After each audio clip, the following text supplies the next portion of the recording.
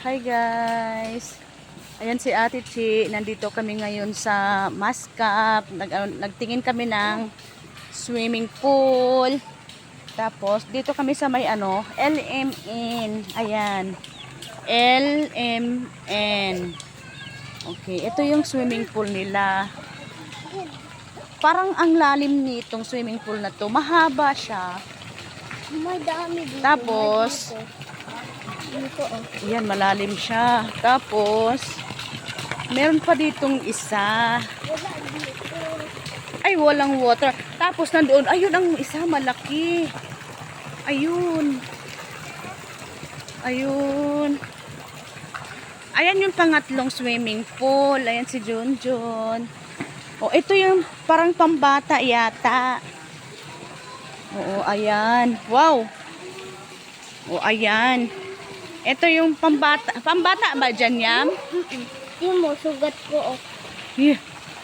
Ito yung magbi-birthday, pamangkin ko si Liam. Hi mo na, Yam. Hi! Okay. Tapos, meron pa ditong buko. Ayan, may nag-swimming na. Ayan, tatlong swimming pool dito. Tatlong swimming pool. Yung isa naman nililinis. Kaya parang unti pa lang yung tubig. Ayan. Yan, nilinis na nila. Ito naman ay malinis at saka yung doon. Kaya. Tapos ito yung mga ano nila. Yan yung mga, anong tawag dyan? Kubo-kubo. Oh, ayan.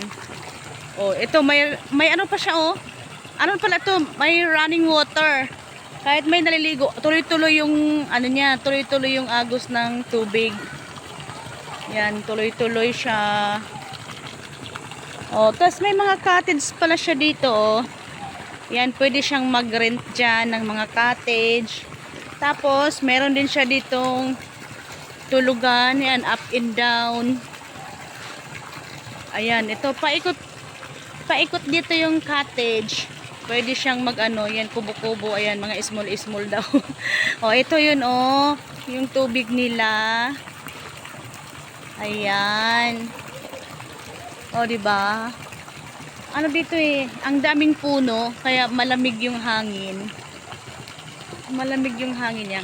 Kaya ito ang kagandahan dito kasi, ano siya, running water. Umaagos yung tubig. Habang may naliligo, umaagos, kaya parang linis. Malinis siya. Okay din siya. O sige, bye-bye. Next na naman tayo.